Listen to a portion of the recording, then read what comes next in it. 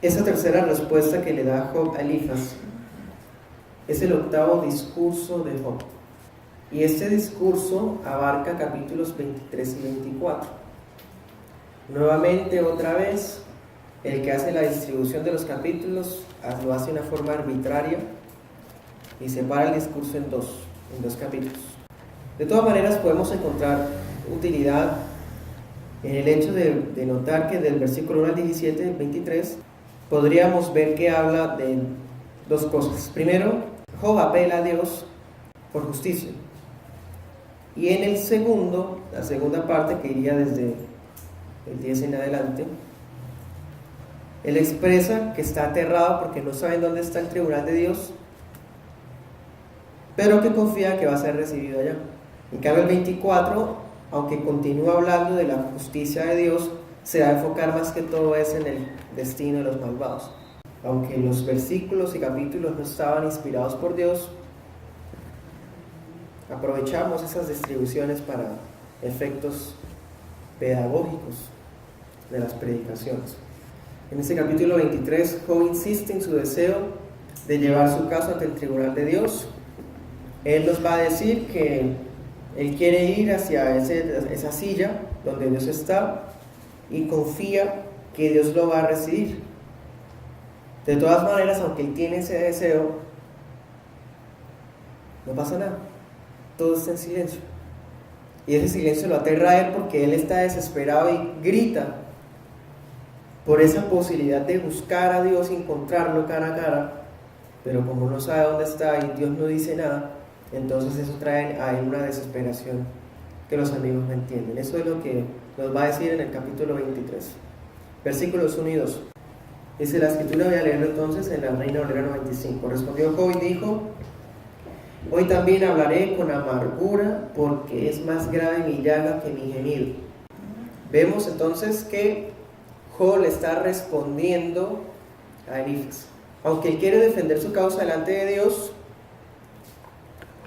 él está pensando en dos cosas en este capítulo. Primero, en su estado, lo cual es inevitable. Él siempre piensa en eso. Y lo segundo, en lo que le acaba de decir a Elifaz.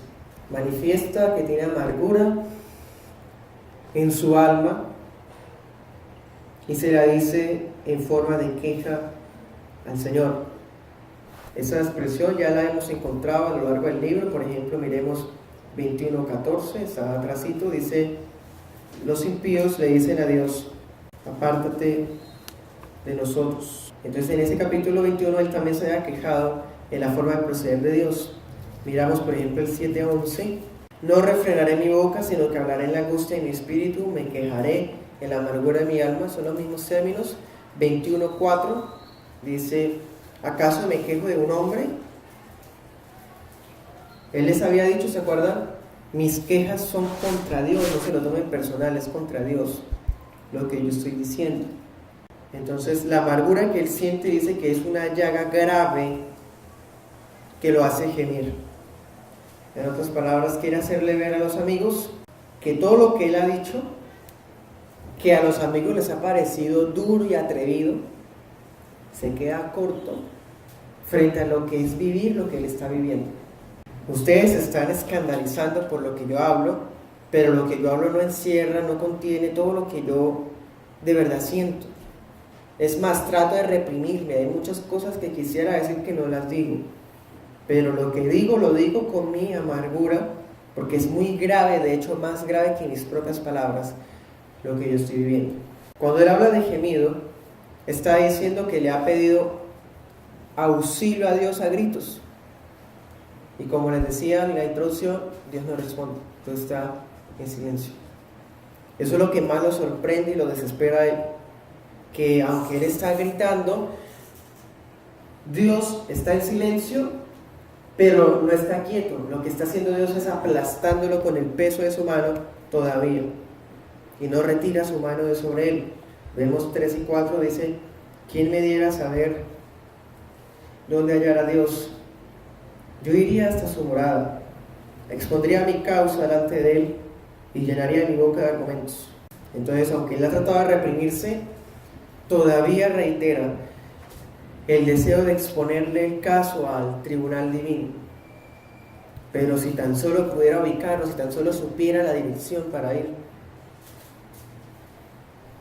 él se atrevería a ir hasta allá para defenderse del juicio que está viviendo. Eso suena problemático, ¿no? Y un tanto atrevido. Podemos imaginarnos a los amigos haciéndole gestos como que, ¿sí? Haciéndole que no, haciéndole muecas, porque suena muy atrevido. Pero eso ya lo ha dicho él. Miremos por ejemplo 13:3. Dice: yo querría hablar con el Shaddai, querría razonar con Dios. Aquí ya lo había dicho de otra manera, le había dicho yo quisiera conversar con él. Miremos el 18, dice: si yo ahora expongo mi causa, sé que seré justificado.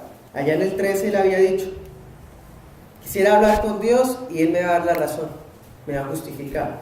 Pero ahora lo dice de una forma más intensa, porque dice: yo voy a ir al tribunal, me van a recibir y voy a defenderme de Dios allá. O sea, cada vez, como hemos notado a lo largo de todas sus posiciones, cuando él pone un ejemplo, más adelante lo vuelve a poner, pero más intensificado en su dolor y en su forma de ver a Dios de forma pues íntima, personal, en su caso.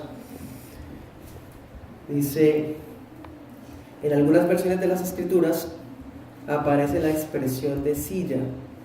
Algunas Biblias lo tienen, dice, iría hasta su silla. Algunas Biblias traen esa expresión. Es una referencia al lugar donde Dios puede ser encontrado, pero no es una silla real.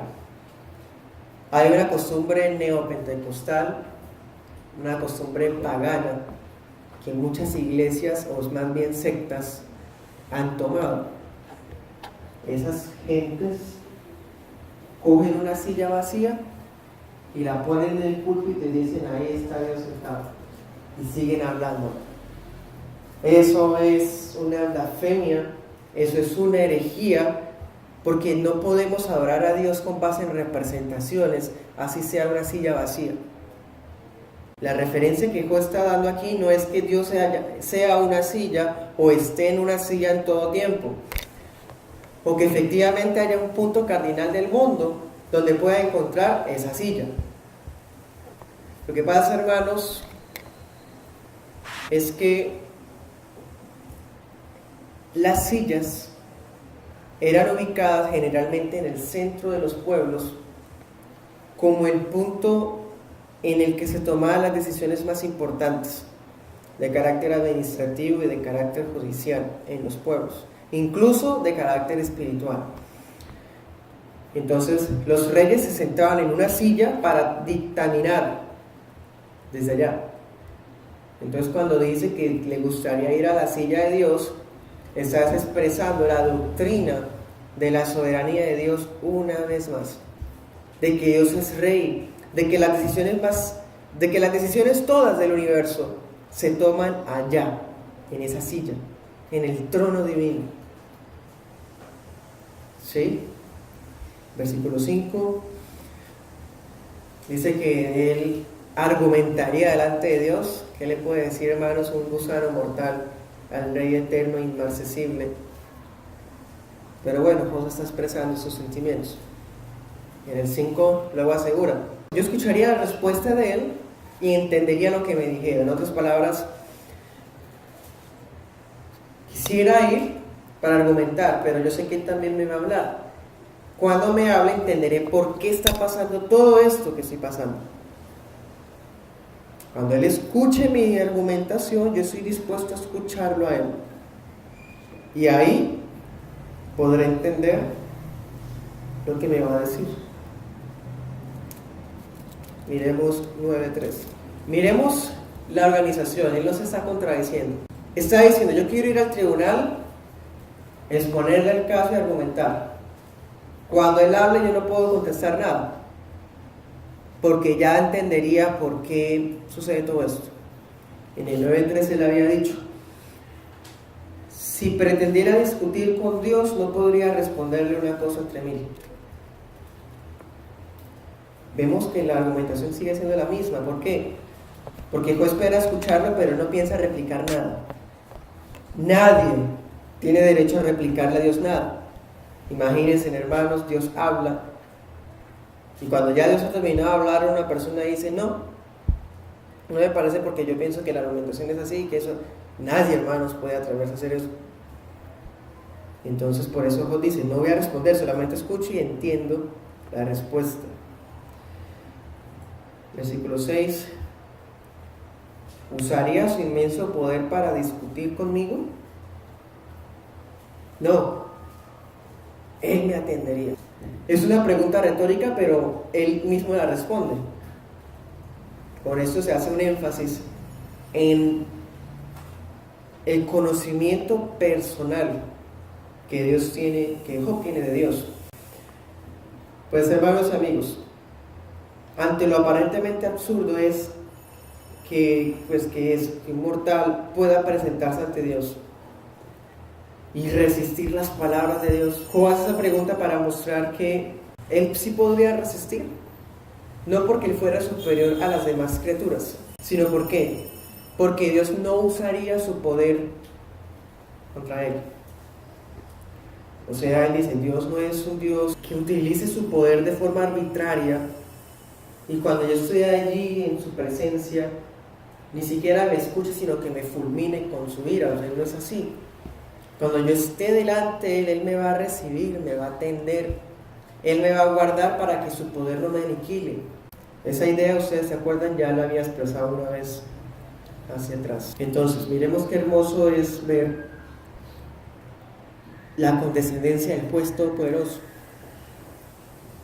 Dios, según Job, y el Espíritu Santo nos plasma esto, estaría dispuesto a recibir a una persona, la escucharía y la preservaría para que su presencia no la fulmine, para que su poder no lo aniquile. Y además de eso, le hablaría. Esa es la condescendencia de Dios. Y más aún, versículo 5 dice, Él me atendería. Esa atención, hermanos y amigos, es una atención personal. El Rey inaccesible y juez irresistible nos recibiría, mostrando su misericordia para con nosotros. Versículo 7. Allí el justo, otras versiones dicen el sincero, razonaría con él y yo escaparía para siempre de mi juez. Job está diciendo eso. Las únicas personas que pueden estar frente allá, el trono, la silla de Dios, son los justos, los sinceros. Pero hermanos, con base en las Escrituras, ¿hay algún justo? No. ¿Puede un justo estar delante de Dios, tan siquiera? No. Entonces, ¿a qué hace referencia? Pues, hermanos, la armonía con las Escrituras es que la única manera de que nosotros podamos estar de frente allí ante el tribunal santo y eterno, sin ser fulminados, es por la justicia de Cristo. Toda persona que se acerca a Dios Padre en el nombre de Jesús está justificado, o sea, es declarada justa delante de Dios, y es por eso que puede presentarse delante de Dios allí sin que el poder de Dios lo destruya. Es así como un justo podría estar frente al tribunal sin que le pase nada, porque es justo, pero justo no por él, sino por la justificación en la fe de Jesús. Entonces, miramos más aún la condescendencia. Lo recibe, lo atiende, lo escucha, le extiende su misericordia. ¿Y qué más dice? Pudiera razonar con él, o sea, puedo hablar con él. Un sentenciado puede hablar con un juez con dificultad, pero este Dios que es más personal, sí escucharía. Y más aún, dice, sería librado, o sea, sería perdonado para siempre. Miremos esto. La condenación que cargamos todos nosotros antes de Cristo era una condenación eterna, era una condenación insolucionable, era una condenación que nos aplastaba para siempre jamás.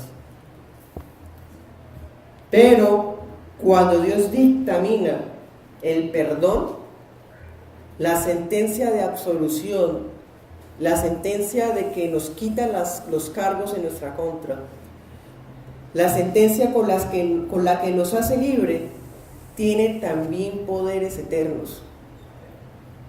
Es decir, nuestra condenación era eterna, pero cuando el Señor nos justificó en Cristo, nos perdonó en Cristo, nuestro perdón es eterno. Y es así, hermanos, como la cruz, la gracia, es más bendita que lo maldito que es el pecado. Somos perdonados por el juez eterno para siempre.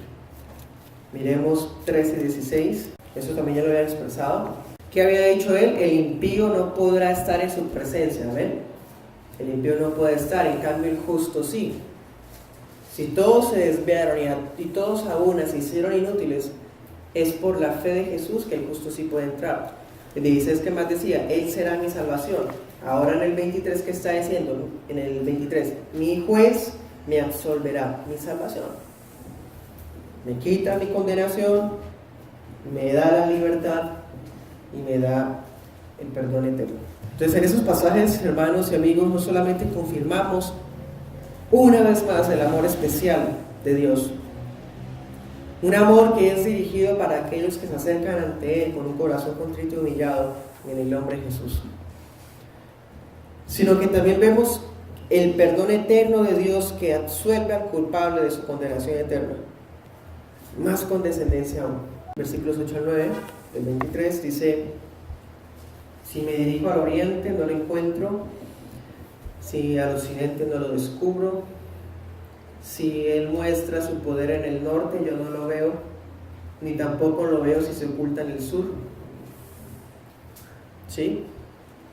O sea, Él ha expresado lo que Él sabe que va a pasar. Él está convencido, tiene la convicción de que podrá acercarse justificado por la fe, será recibido, será escuchado, razonarán, conversarán. ¿Y cómo terminará todo? Bien, será perdonado. Pero hay un problema, todavía no saben dónde queda el tribunal.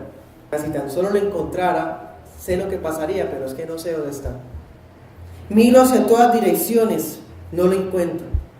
Y más aún, Él se mantiene escondido de mis ojos. Miremos 9:11. En ese pasaje se habla de la omnipresencia invisible de Dios. Él pasa delante de mí y yo no lo veo. Pasa junto a mí sin que yo lo advierta. Ya había expresado esas mismas ideas antes. Miremos versículo 10, dice: no sé dónde está, pero Él conoce mi camino. Si me prueba, saldré como el oro. Este pasaje es maravilloso. ¿Queremos ver más de la condescendencia? Pues sigamos viendo más y nos quedamos cortos. Hemos visto la gracia que nos brinda en Cristo, en el Padre Celestial, Santísimo y Eterno. Pero vemos una declaración, otra más, que también es muy hermosa, acerca de la condescendencia divina. ¿Qué está diciendo? Job dice: yo no tengo ni idea de dónde está. Adelante, atrás, a la izquierda, a la derecha, no lo veo. No lo hallo, se esconde. Pero ¿qué dice? Aunque el ser humano no pueda hallar a Dios por sí mismo, entonces es Dios mismo el que lo buscará. Hermanos y amigos, qué hermoso. No tengo ni idea en dónde está, pero Él sí sabe a dónde yo voy. Entonces más condescendiente aún es ese juez, porque Él quisiera ir, pero como no lo encuentra, entonces el juez mismo viene hasta donde Él. ¿Sí entienden? No podemos encontrarlo, no podemos verlo. Entonces este juez eterno, altísimo e incomparable va hasta donde el culpable miserable para decirle que lo perdona. Más condescendencia, hermanos y amigos. Él mismo es el que busca al hombre. Si el libre albedrío tuviera la capacidad de brindarnos la salvación, perderíamos toda nuestra vida buscando ese tribunal. Si el libre albedrío tuviera la capacidad de buscar a Dios, nos quedaríamos hasta la muerte, porque nunca encontraríamos en dónde queda eso, en dónde está Él. En cambio, como creemos en la elección incondicional de Dios, en la iniciativa de Dios en la salvación, aquí vemos otra vez, entre miles, que Él es el que siempre busca al hombre. Dios mismo, el juez imparcial, justo y bueno, será quien haya al ser humano. También encontramos en este versículo 10, no solamente esa hermosura de la gracia divina, sino también vemos el trato disciplinario del Padre. Porque por fin, Job, han pasado 23 capítulos, y aquí lo vemos reconociendo que esto es una prueba. Ya se da cuenta que es una prueba. Y lo hemos visto cómo lo describe, como tela al tejedor que se desgasta, como las piedras que son desgastadas por el cauce del río. Hemos visto que describe su caminar como densas tinieblas y todas las descripciones que ha hecho, pero aquí por fin dice que es una prueba. Ya se dio cuenta, hermanos, que Él está en una prueba. Miremos 13:18. Vemos la confianza de que Él saldrá justificado delante del juicio, delante del tribunal. Ese pasaje lo conecto con este porque Él está diciendo que va a estar en el juicio y que había dicho que iba a razonar y que todo le iba a salir bien. Y ahora, ¿cómo lo ejemplifica? Él va a decir, voy a salir bien, o sea, voy a salir como el oro, ¿sí? Entonces, cuando dice que va a salir como el oro, está diciendo que va a salir justificado, que eso que está pasando es una prueba y va a salir incluso más hermoso que como estaba en ese momento. Miremos Salmo 11:5. Yahvé prueba al justo. ¿Sí? Lo prueba. En cambio al otro lo repudia, lo odia, lo detesta con su alma, a los impíos. Cualquiera de nosotros podría pensar, si Dios detesta y odia al impío, ¿por qué la contraparte de esa expresión es que lo prueba? ¿No debería más bien decir que Dios ama al justo y detesta a los impíos? ¿Por qué dice prueba y odio? O sea, ¿cómo va a ser contraparte esas dos líneas? Porque Dios al que ama lo prueba. Dios al hijo que ama disciplina. Para Dios probar, disciplinar es amar. En cambio, para nuestros conceptos baratos, pobres, inútiles, es difícil conciliar ambos conceptos. Pero para el Señor, no. Probar es amar. Y al que Él ama, lo prueba. Entonces, Job, el Señor te ama. Zacarías 13:9.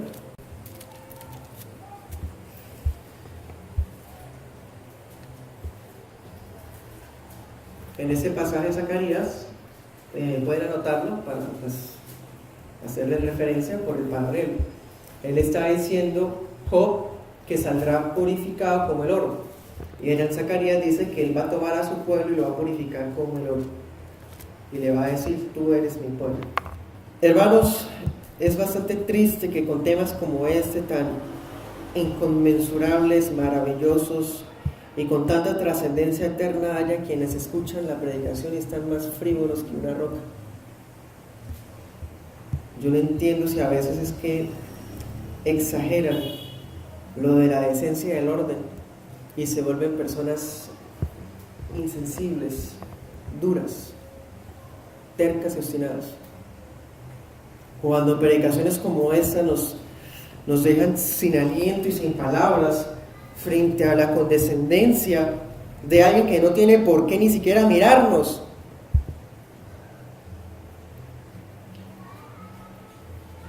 Hermanos, las pruebas del Señor son una disciplina purificadora. Y ustedes y yo no estamos exentos de ellas, porque así como Dios es amor y Él nunca cambia, ese amor que prueba al justo sigue siendo el mismo, sigue amando a través de las pruebas y las disciplinas a los justos. Y ahora a nosotros nos ha dicho las cosas de forma mucho más claras y directas. Nos dice 1 Pedro 1:7, será sometida a prueba su fe, Su fe, que es mucho más preciosa que el oro. El oro es perecedero y se prueba con fuego, pero su fe, una vez probada, va a ser hallada en alabanza, gloria y honra cuando sea manifestado Jesucristo. Ustedes y yo no estamos exentos de esas pruebas, y si estamos siendo probados, Dios nos ama. Si estamos siendo probados, es una evidencia del cuidado paternal del Señor.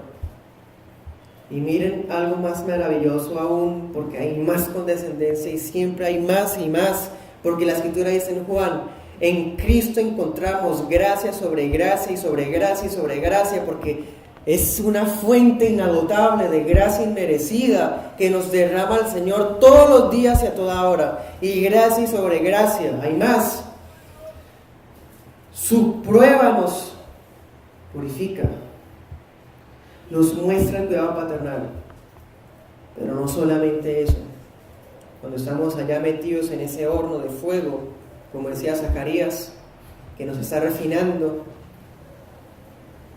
Dios mismo nos preservará y nos guardará para que ese fuego no nos destruya, sino que cuando se nos saque de allá, salimos más excelsos que el oro. Gracia, más condescendencia. Y vemos que Job había terminado con algunos cuestionamientos respecto del sentido de su propia vida. Es algo así como si dijera: si estoy viviendo de esa manera, ¿por qué Dios simplemente no me quita la vida y permite que continúe así? Me sorprendo al ver que este juez condescendiente no me quite la vida, y a pesar de que estoy rodeado de tinieblas, sigo en pie. En este capítulo vemos a Job quejándose en forma indirecta de su situación. Es como si dijera: no es justo, o no me parece, o no entiendo más bien cómo es posible que mientras yo estoy siendo tratado como un criminal, como si hubiera hecho lo peor, yo sé que hay malvados que hacen todo eso que mencioné, que están vivos. ¿Cuándo será el momento en que Dios los va a castigar? Eso va a ser el núcleo de todo el capítulo 24, versículo 1. ¿Por qué Dios no trae a juicio a los malvados? Job está diciendo: el Shaddai, mi Dios, el Dios cuyo nombre conozco, el Todopoderoso, que ese es el nombre que conocían, Él sabe los tiempos. Él conoce lo porvenir, el pasado, el presente, el futuro, no les oculto. Entonces, es como si dijera: si Él conoce las fechas, las cosas que va a hacer, ¿por qué no comparte ese conocimiento con los justos? O sea, ¿por qué los que lo conocen a Él no ven los días en los que castiga a los malvados? Él sabe, yo sé también que Él va a castigarlos, pero solo Él sabe cuándo. Pero yo quisiera que me dijera cuándo. Eso es lo que está diciendo Él en el versículo 1. Él quiere entender, Él quiere conocer el proceder de Dios. Quisiera como que Dios tuviera en un tablerito las fechas en las cuales va a enjuiciar a los impíos, y Él tener al alcance ese tablero para saber las fechas. Ahí vemos la idea que tiene Job, porque recordemos que es el mismo discurso que nos había estado hablando en el capítulo 23, de un tribunal. Entonces podemos imaginarnos como si este sentenciado a muerte estuviera diciendo: yo tengo derecho a una notificación, a que me digan por edicto qué es lo que va a decir el juez. Es algo así lo que estuviera pretendiendo Job. ¿Cuál es el propósito de Job con eso? Job dice: yo sé que Él es juez justo y que va a traer a juicio a los malvados, pero es que si supiéramos cuándo lo va a hacer, veríamos de forma directa la intervención de Dios en la historia. Dicho de otro modo, yo quiero ver cuándo Dios interviene y quiero estar pendiente en el momento en cuando lo va a hacer, pero como no sé cuándo, entonces es difícil mirar. Entonces es como una especie de sugerencia, bueno, no, más bien una pregunta. ¿Por qué Dios no establece términos? Si aún pongamos, por ejemplo, el Código General del Proceso de Colombia tiene términos. De tal a tal procedimiento hay tantos días hábiles. ¿Por qué Dios no establece términos también para enjuiciar a la gente? Los juzgados tienen horarios, de tal hora a tal hora. ¿Por qué Dios, el Tribunal Santo, no tiene un horario donde podamos ir a averiguar en estados cuando sigue el malvado a ser enjuiciado. Es más o menos lo que él está expresando Job con estas ideas. Versículo 2. Pero no tiene respuesta a esa solicitud. Dios nunca nos va a decir cuándo. Nosotros no tenemos derecho tampoco. Es más, vamos a Hechos 1. Hoy día, hermanos, hay personas que les fascina mucho hablar de fechas, acerca del futuro de las cosas. Entonces les fascina hablar de profecías y ponen fechas, hacen interpretaciones apocalípticas con fechas, lo cual es bastante grosero. Por lo menos Job pregunta que si se puede, pero estas personas de ahora, falsos profetas, aseguran con vehemencia que lo que ellos dicen es, como si Dios se les hubiera contestado a ellos. ¿Cuáles son las fechas? Allá en la escritura, en Hechos capítulo 1, versículo 7 dice: no les toca a ustedes saber los tiempos ni las sazones que el Padre puso en su sola potestad. En otras palabras, ¿ustedes quieren saber fechas? Porque en el versículo 6 los apóstoles habían hecho esa pregunta, en el 6. Y ellos, hermanos, están acostumbrados a que Cristo les conteste las preguntas. Entonces, vamos a preguntar de pronto una fecha y esta vez sí nos va a decir: ¿cuándo, Señor, vas a venir en tu reino? Y el Señor les contesta: el Padre es el único que se ha reservado en su providencia, soberanía y sabiduría los tiempos. Y ustedes no tienen derecho a saberlos y tampoco yo tengo la autorización para decírselos. Hay algunas excepciones. Por ejemplo, Elías dijo: cuando yo hable va a llover. Isaías dijo: de aquí a tantos años Etiopía va a ser destruida. Sí, es cierto, hay algunas excepciones, pero son excepciones textuales. Es más, vemos en el Nuevo Testamento el profeta Agabo, cuando profetiza que va a haber una sequía, una hambruna en el Imperio Romano. Agabo no da fechas. Entonces, eso de poner fechas es un atrevimiento, es una arrogancia propia de los falsos maestros. De todas maneras, hermanos, vemos en este libro de Job, en esa predicación de hoy, que aunque puede ser un deseo que tengamos todos a veces de saber los tiempos de Dios, cuándo Él va a hacer las cosas, sepamos que esa solicitud no tuvo respuesta. Porque, hermanos, si Él nos da fechas, ¿cómo vamos a crecer en fe? Si Él nos dice cuándo va a hacer las cosas, ¿cómo vamos a confiar en Él? Entonces, mientras los justos no saben nada de cómo Dios o cuándo Dios va a actuar, los malvados siguen actuando impíamente. ¿Qué cosas hacen los malvados? Aquí da una lista. Como yo les decía en las predicaciones anteriores, no significa que estos sean los pecados más graves, pero desde la concepción sociocultural de ese tiempo, esos pecados eran los considerados más graves. ¿Cuáles? Traspasar los linderos. Entonces pensemos: X hacienda, X finca con unos linderos marcados, y el fulano vecino corre los linderos para tener más terreno él. Eso es algo totalmente inmoral. ¿Qué más? Dice que se adueñan de ganado ajeno. Pensemos que abre el lindero, toma algunas de las vacas del vecino y las mete en su rebaño, en su grupo de vacas, y hace como si fueran de él, como disimulando que no las robó. Son propias de los impíos. Anoten estas citas bíblicas: Deuteronomio 19:14, 27:17, Proverbios 22:28 y 23:10. En esas 4 citas se habla de que tanto en la ley como en el libro de Proverbios se prohibía el mover los linderos. Y miren que Job está hablando lo mismo y está diciendo: los malvados hacían eso. Eso es muy interesante, hermanos, porque vemos que el concepto de propiedad privada ya estaba en la sociedad humana. De hecho, puede ser algo que es inseparable a nuestra propia naturaleza. Y no solamente el concepto de propiedad privada ya existía, sino que también era algo protegido por Dios. Eso es lo más resaltante. Que existiera la propiedad privada, que alguien pudiera decir: esto de aquí es mío, y Dios dijera: sí, así es. Vemos que la propiedad privada no es un invento del capitalismo, ni tampoco es algo materialista o pagano o pecador. Es tanto así, hermanos, que Él impuso en el corazón del hombre una ley moral en la conciencia, y las conciencias de las personas reconocen cuando algo es de otra persona, porque Dios protege desde su ley que impuso en nuestros corazones en la conciencia a la propiedad privada. Y una prueba de eso es que Él lo hizo textual.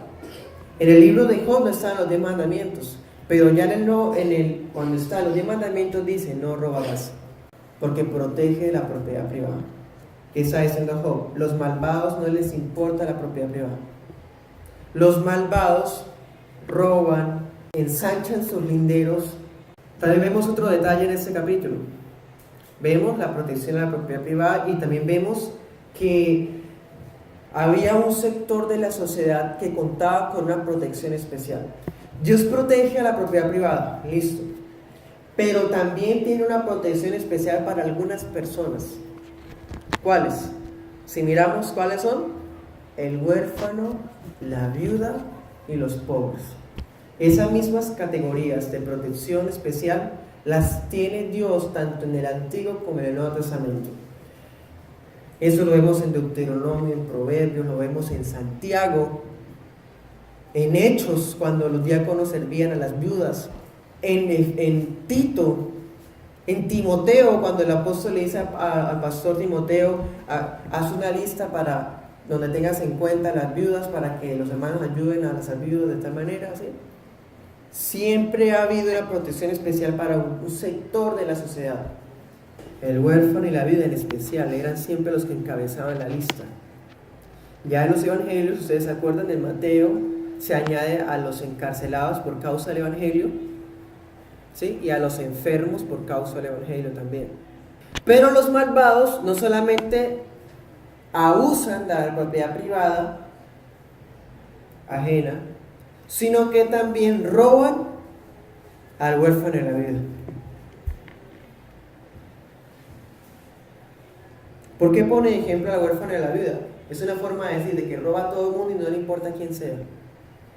Es una forma de decir de que le hace algo a las personas independientemente de quién sea, sin piedad, sin misericordia. Eso es una descripción de los malvados. Todo esto lo dice Job porque para enfatizar su queja. ¿Sí? Porque esas personas que hacen esas cosas tan degradantes no las enjuicias, mientras a mí sí me estás tratando como un criminal? Es indirecto, no es directo. Porque ese cuestionamiento directo hubiera sido muy atrevido, y Job no es así. Job lo hace pero indirecto. Usted lo puede percibir entre líneas, y en la predicación lo podemos ver, pero textual no está porque hay reverencia. Proverbios 14:31 dice que el que afrenta o avergüenza o ofende a un pobre es como si estuviera enfrentando a Dios. Entonces, mire que aunque Job no tiene en su mano a Deuteronomio, a Proverbios, el Espíritu Santo le da enseñanzas propias de la ley moral. Apartan del camino a los necesitados y los hacen esconder. Aquí Job nos va a pintar un cuadro bastante pesimista de la sociedad. Él nos va a hacer que imaginemos una sociedad en la cual hay unas personas que la mandan, la gobiernan, pero por medio de la opresión, de la corrupción, del hurto, que son los malvados. Entonces, esos malvados no respetan las propiedades de nadie, roban hasta los huérfanos y las viudas, y también a los necesitados los apartan del camino. Cuando un pobre va caminando por allí y se encuentra con el malvado, los pobres tienen que esconderse porque llegó fulano. Es una opresión, un dominio por medio del miedo. Es como si dijera: los malvados obligan a los pobres a salir en determinadas horas para que puedan andar libremente. Como si fueran asnos monteses, versículo 4 al 5. Como si fueran asnos monteses. ¿Cómo así que asnos monteses? La característica que nos da esos animales es que ellos salen en la madrugada a pastar. Entonces está diciendo Los malvados obligan a la gente a no salir en horarios comunes en el día, sino que los hacen levantar bastante temprano para poder encontrar su comida y no encontrarse con los malvados para que no les hagan daño.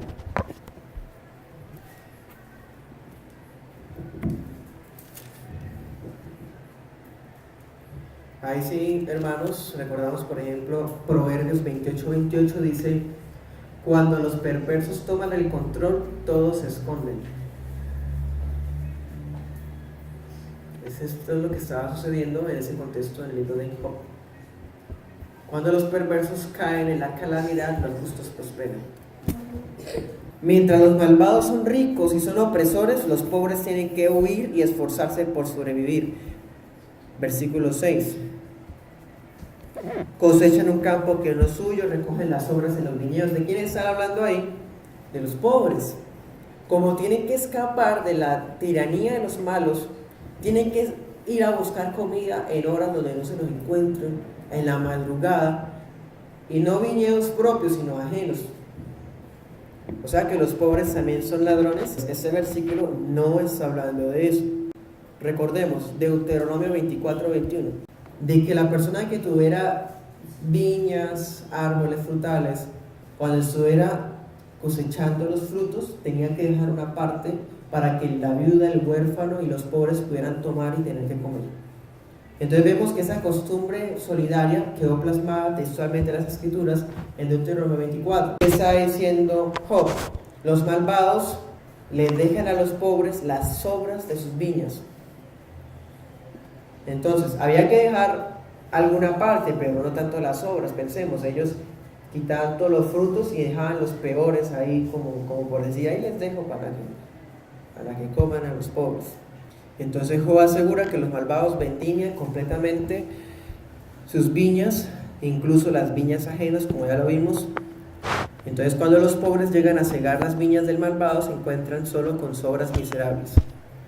Versículos 7 al 10 dice que obligan a los malvados a dormir sin cobertura para el frío ni la lluvia.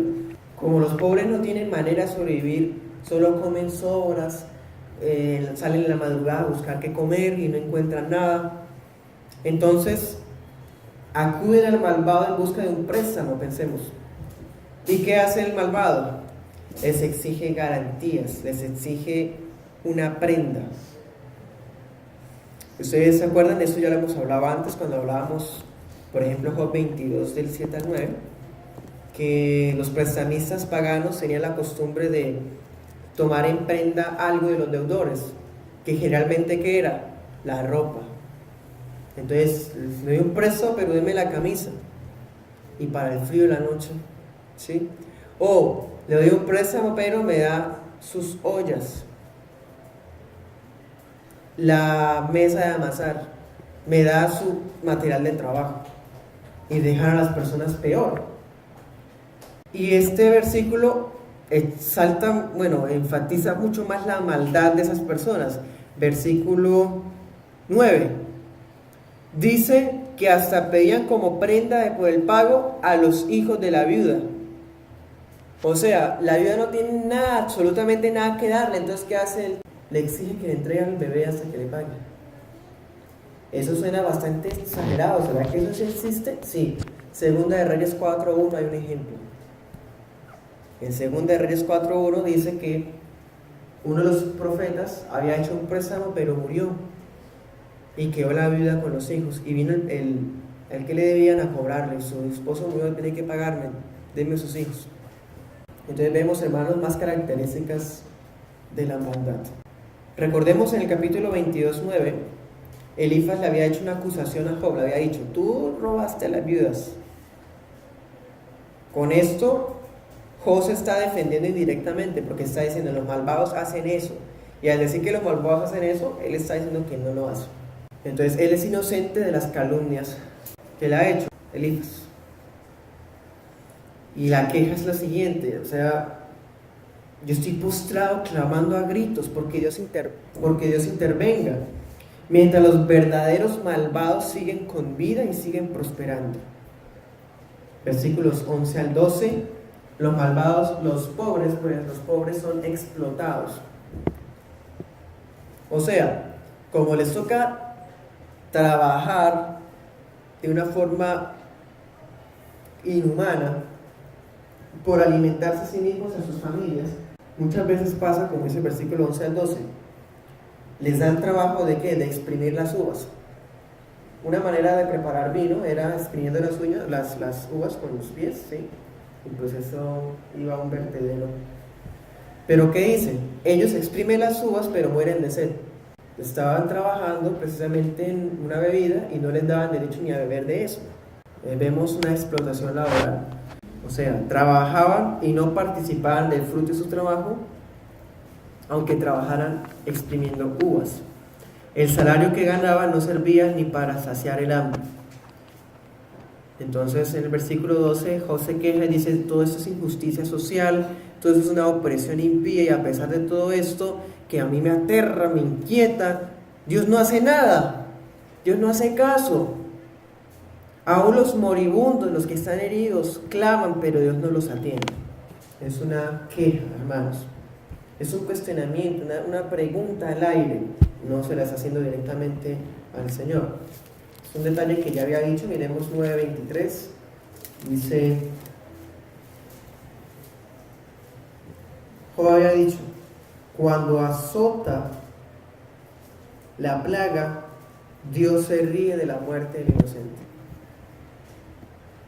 La vez anterior había sido más fuerte. Esta vez por lo menos dice en tercera persona, dice Dios no atiende. Versículos 13 y 14. Esos detalles son muy interesantes. Dice dos características del malvado. Más, porque ya hemos dicho que no respetan la propiedad privada, son explotadores, en fin. Y ahora vamos a ver dos muy interesantes. Versículo 13. No conocen los caminos de Dios. ¿Sí? Ese no conocen es, no me importan. No quiero, no tengo interés en ellos. Y luego, ¿qué dice? No conocen o no permanecen en ellos. Entonces pensemos a alguien que sí los conociera, pero que por un tiempo prefieren mejor desviarse de ellos. Otras características del malvado. ¿Cuál es la razón? Versículo 13. ¿Por qué? Porque son rebeldes a la luz. ¿No les recuerda eso un versículo? Juan 3:20 dice que los impíos prefieren escapar de la luz para que la luz no ponga al descubierto sus obras malas. ¿Por qué habla de esto Job? Versículo 14. Es como si dijera, el mejor trabajo que los malvados hacen, lo hacen en la noche. Y no porque el horario nocturno sea malo o algo así, sino porque está diciendo, en el día asesinan a la gente y en la noche ya tienen entre ojos una casa donde robar, y en la noche van y la roban. Entonces la noche se dedican a ocultar sus actos, a continuar en ellos. La noche es como un refugio para ellos.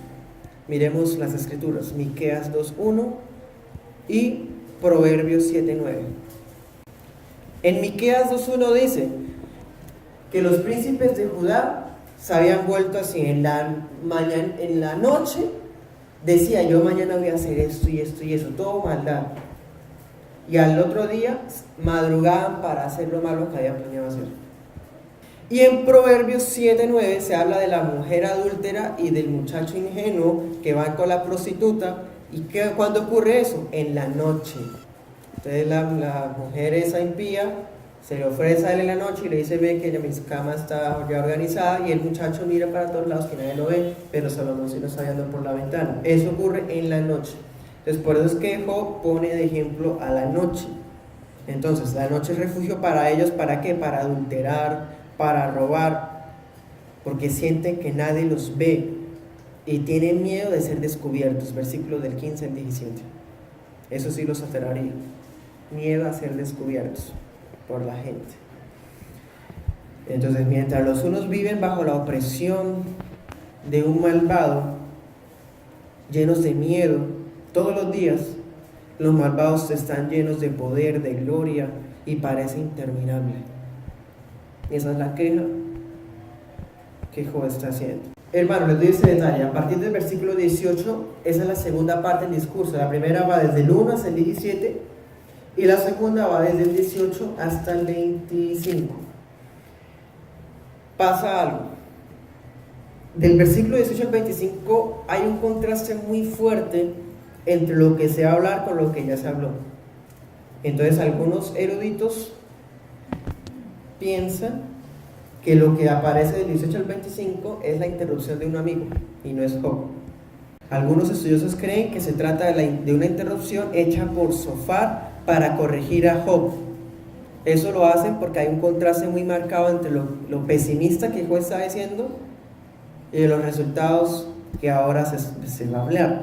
De todas maneras, hermanos, personalmente, y como parte de esa predicación, les digo lo siguiente: ya que hay silencio en el texto sobre esa supuesta intervención, es preferible pensar que es Job mismo hablando, que es él mismo el que está continuando hablando con ironía. Es como si él estuviera diciendo: yo sé ustedes qué es lo que me van a decir, entonces venga, se los digo. Y empieza a decir las cosas que los amigos piensa que le van a decir. Entonces es Job adelantándose a lo que le van a decir los amigos sobre las quejas que está haciendo y no de pronto de intervención. Con las Biblias, de hecho, arrancan esos versículos y los ponen en el otro capítulo donde habla Zofar. De todas maneras, como el texto hace silencio, nosotros también lo hacemos sobre eso. Los versículos finales, ¿de qué tratan? Entonces vamos a terminarlo así rápidamente, y es que los malvados van a tener que escapar de todas maneras, ellos van a huir. La prosperidad de ellos va a correr como corriente de aguas, o sea, si ellos han prosperado, y es cierto que tienen control muchas veces de la sociedad, van a desaparecer como espuma.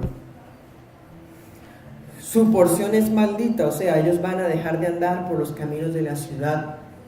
La muerte los va a arrebatar en forma inminente, versículo 19. Así como desaparece la nieve ante el calor. Entonces, como si estuviera diciendo: si no son castigados en esta vida, serán castigados cuando mueran. Sabemos que eso es cierto, hermanos, pero pues muchas veces pasa que Dios sí castiga en esta vida a los malvados. Versículo 20: van a quedar en el olvido. Es la misma idea que Job siempre ha expresado y que los amigos también han expresado. La familia olvidará a los malvados, y mientras la familia continúa el curso de sus vidas, normalmente los malvados están en el sepulcro siendo comidos por los gusanos. Y los compara no solamente a ese detalle de los muertos que son comidos por gusanos, sino también a un árbol que es talado. Daniel 4:14 nos da un ejemplo sobre los árboles talados. ¿Se acuerdan? Nabucodonosor sueña con un árbol gigante, un árbol que cubre todo y todas las aves están encima y los animales se cubren con su sombra. Y luego un ángel del cielo dice: tala el árbol porque su gloria ha llegado hasta los cielos. Daniel le dice: ese eres tú, Nabucodonosor, porque con tu arrogancia el Señor te va a tumbar como a ese árbol. Efectivamente así fue. Daniel 4:14 nos dice que fue talado como un árbol. Entonces es una manera poética de hablar de la altivez de ese malvado. Versículo 21: afligió a las estériles, no trató bien a las viudas. Versículo 22: Dios puede arrasar a los poderosos con su poder. De todas maneras, toda la prosperidad, o toda la seguridad más bien, que ellos tienen, los malvados, se las ha dado Dios. Dios es el que los ha dado toda esa seguridad. Versículo 23: pero los malvados piensan que pueden hacer las cosas escondidas de Dios, pero Dios los está viendo en todos sus caminos, aunque aman las tinieblas. Versículo 24: entonces, como Dios ha visto qué son, qué hacen, la exaltación que ellos tienen va a ser momentánea. Serán cortados no solamente como aquel árbol, sino como cabezas de espigas que son cosechadas porque ya es hora. Versículo 25 termina Job con una pregunta retórica. Es como, no es una especie de reto a que, bueno, a ver, digan algo que supere eso. No es eso, sino es una pregunta retórica por la cual él resalta su convicción de que así son las cosas y ni siquiera sus amigos podrán negarlo. Anoten esos versículos que son paralelos: Salmo 34:16, Job 21:13 y 26 y Job 6:28.